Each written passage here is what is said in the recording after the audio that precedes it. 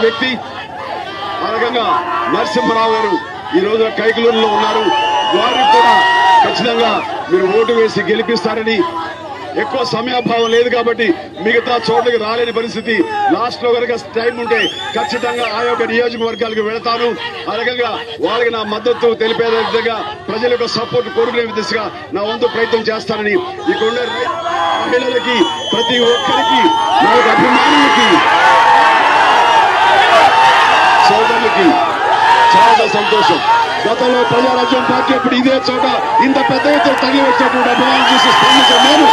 ఈ రోజు అదే విధంగా మీరందరూ కూడా నన్ను ఆనందపరుస్తూ నాకు ఆనందం పొందుతున్నారంటే చాలా సంతోషంగా ఉంది.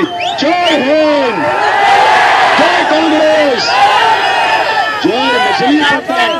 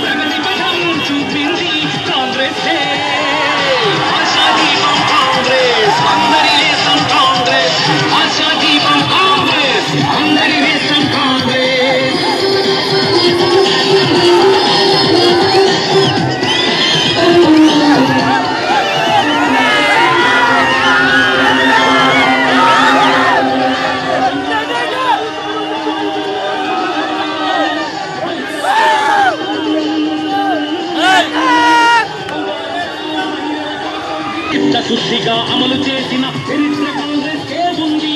4% రిజర్వేషన్